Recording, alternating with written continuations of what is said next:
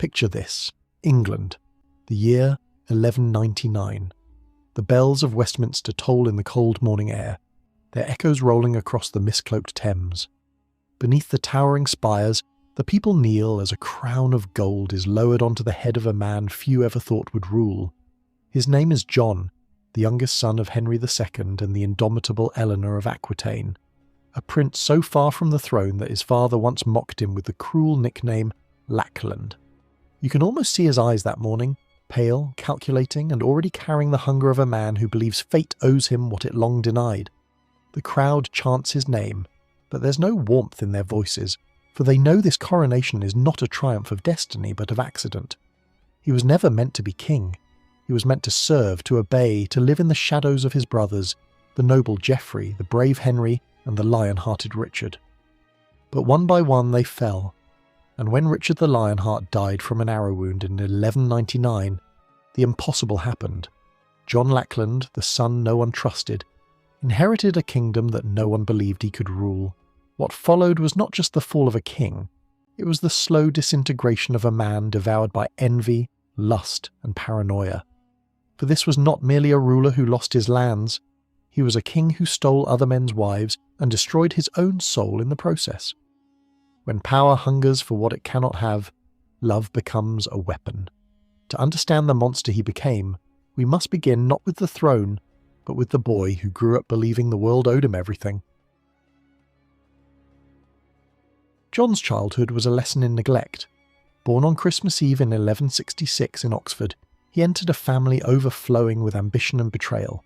His father, Henry II, was too consumed by empire and war to show affection. His mother, Eleanor of Aquitaine, one of the most powerful women in Europe, was imprisoned for rebelling against her husband. So John grew up alone, surrounded by courtiers who flattered him but never loved him. His brothers mocked him. His father ignored him. The youngest son of 5, he was given no lands, no armies, and no real purpose. The name Lackland was both insult and prophecy. In such isolation, a dark resentment began to grow, an unquenchable thirst for validation. John learned early that love could be taken, not earned, that affection could be bought, and loyalty could be forced. By the time he reached adulthood, these beliefs had hardened into his nature, and so, when the impossible happened, when death cleared his path to the crown, he stepped onto the throne not as a king ready to rule, but as a wounded child ready to take revenge on the world. When John became king in 1199, England watched with uncertainty. He lacked the charisma of Richard, the courage of Henry, and the political genius of his father. What he possessed instead was cunning, a cold, reptilian intelligence that sought control through fear. His coronation was meant to symbolize continuity, but instead it heralded instability. Many barons who had fought loyally for Richard now doubted John's legitimacy. Even the French king, Philip II, viewed him as a usurper, a weak man easily manipulated by his desires. Yet beneath the ceremonies and oaths, John's mind turned elsewhere. Power had awakened not responsibility, but indulgence. He began to see his court not as a council of nobles, but as a garden of temptations, and his eyes fell on one flower in particular, Isabella of Angoulême. The throne gave him power, but also permission. The story of Isabella would ignite not only scandal, but war, and mark the beginning of the moral collapse that would define his reign. It was the year 1200. John was 33 and married. His queen, Isabella of Gloucester, was a distant cousin he had wed for political convenience, but their marriage had gone cold, producing neither heirs nor affection. Then came another Isabella, Isabella of Angoulême, a girl barely 12 years old, the heir to a strategic county controlling routes through Aquitaine. She was already betrothed to Hugh de Lusignan, a powerful noble from Poitiers. Their union was set, their wedding plans underway. But John wanted her. Whether it was lust for her beauty or hunger for her inheritance, we cannot say. Chroniclers describe her as the Helen of her age, so beautiful that even kings lost reason. John did not ask, he took. He annulled his first marriage under the pretext of papal irregularity and claimed Isabella for himself. The ceremony took place in August 1200, a royal wedding born of theft. Hugh de Lusignan was humiliated. His fury became rebellion. Philip II of France, ever eager to weaken England, seized the opportunity. In defending his stolen bride, John triggered the loss of nearly all his continental territories, including Normandy, once the jewel of his empire. The act that should have strengthened his throne became the beginning of its disintegration. Yet for John, defeat only deepened his cruelty. When power failed him abroad, he sought to dominate those closer, at home, and especially the women who could not resist his command.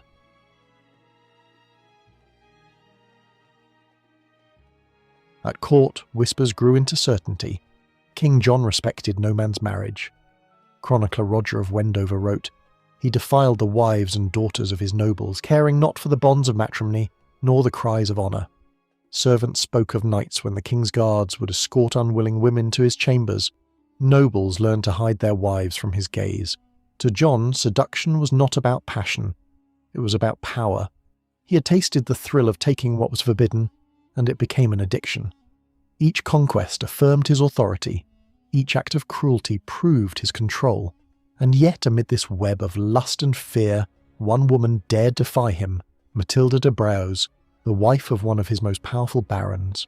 Her resistance would seal both her fate and his.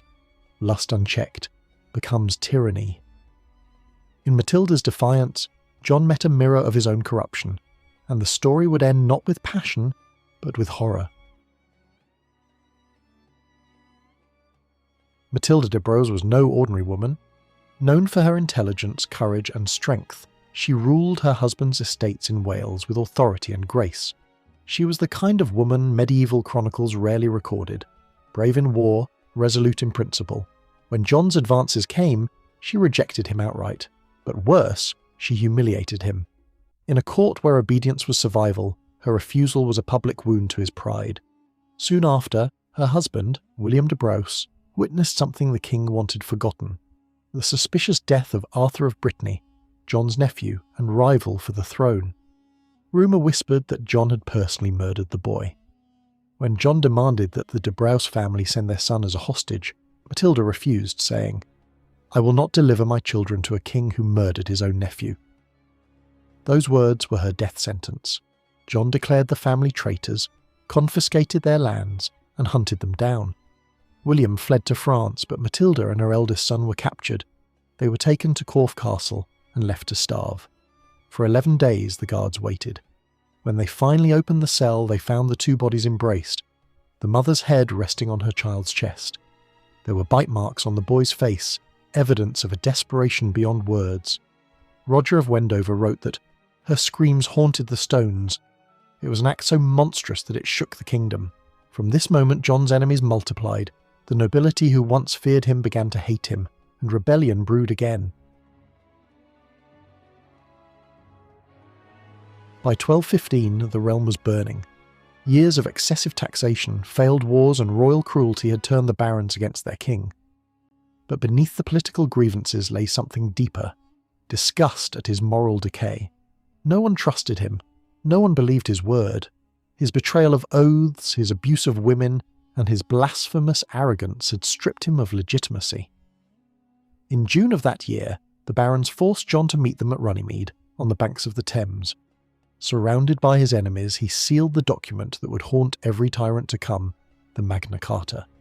Clause 39 declared, "No free man shall be seized, or imprisoned, or deprived of his rights, except by the lawful judgment of his equals or the law of the land." It was justice written in ink and blood. Born from the cruelty he had shown to Matilda and countless others. When tyranny burns too long, even fear turns to courage. But even then, John could not change. In the years that followed, his paranoia grew, and his end approached with the inevitability of fate.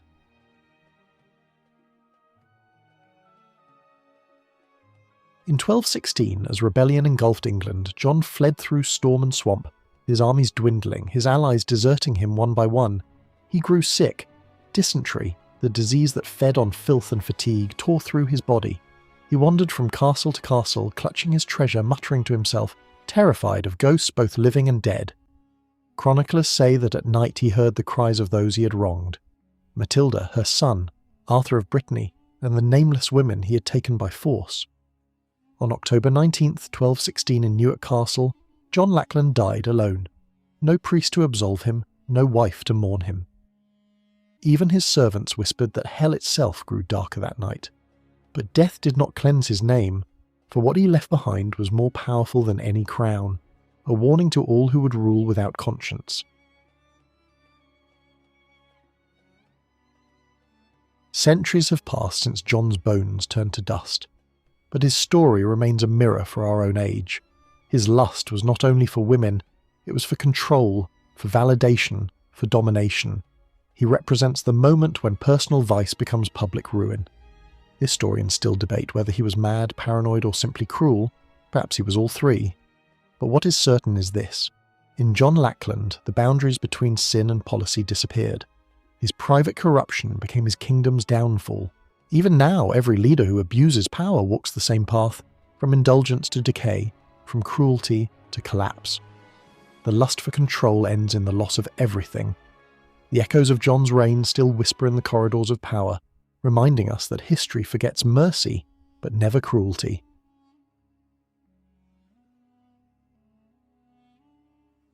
More than 8 centuries later, King John remains one of the most despised monarchs in English memory. His name is cursed not merely for political failure, but for moral emptiness. He lost lands, loyalty, and legacy. But his true loss was far greater, the loss of his humanity. For in his hunger to possess others, he became possessed by his own darkness. And though time has buried his crown, the warning endures. The king who stole other men's wives lost his soul first.